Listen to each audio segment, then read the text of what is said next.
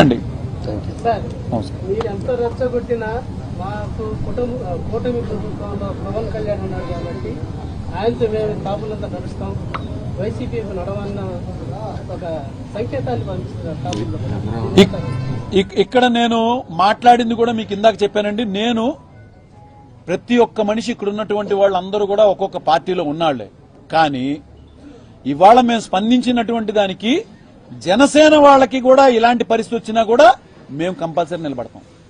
తెలుగుదేశంలో ఉన్నటువంటి వాళ్ల మీద లక్ష్మీనాయుడు, పవన్, భార్గవ, దార్కానిపాడు కందుకూరు నియోజకవర్గంలో జరిగినప్పుడు కూడా మేమందరం నిలబడున్నాం. మీరు గమనించుకుంటాం.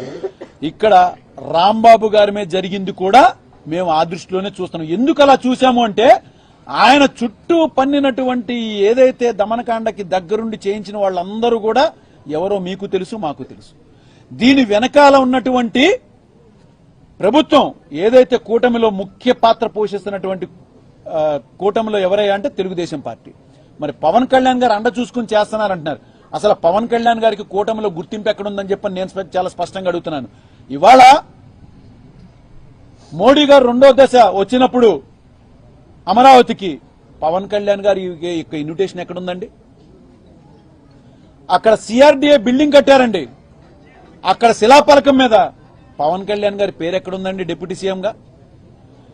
ఎక్కడ వైజాగ్ లో జరిగినటువంటి ఒక ఇంటర్నేషనల్ సమిట్ జరిగింది, అక్కడ పవన్ కళ్యాణ్ గారు కనిపించారండి మీకు ఎవరికన్నా?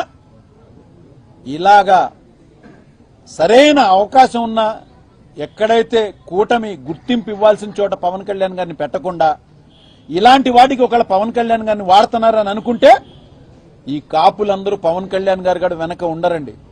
ఇప్పటికే చాలా చోట్ల ఆయనకు కూడా వ్యతిరేకత వస్తుంది. దీని మీద ఆయన స్పందించలేదని మా సోదరి అడిగిందండి మీడియా ముఖంగా. పవన్ కళ్యాణ్ గారు మీ అండ చూసుకునే రెచ్చిపోతున్నారని చెప్పని కూడా మౌనిక గారు చాలా స్పష్టంగా అడిగారు. ఇవాల్టి వరకు ప్రెస్ మీట్ గానీ ఆయన ఎదురొచ్చి ఒక మాట తప్పు జరిగిందని చెప్పలేదంటే ఎవరినైనా నిలదీస్తాం. ఆయన కాదు, వాళ్ళ అన్నదమ్ములు మొత్తం కట్టగట్టుకుని వచ్చి ఈసారి గన మీరు కూటమికి సపోర్ట్ ఇవ్వండి అంటే మాత్రం చెప్పాను కదండి. 88 తర్వాత రిజల్ట్ 89లో ఏం జరిగింది, 2016లో ముద్రగడ గారి తర్వాత 19లో ఏం జరిగింది, ఇవాళ ఈ ఘటన తర్వాత 29లో కూడా రిపీట్ అవుతుంది. తప్పనిసరిగా కూటమి అనేది ముఖ్యంగా తెలుగుదేశం పార్టీ తన అధికారాన్ని కోల్పోతుంది అనేది మాత్రం చాలా స్పష్టంగా తెలియజేస్తున్నాం.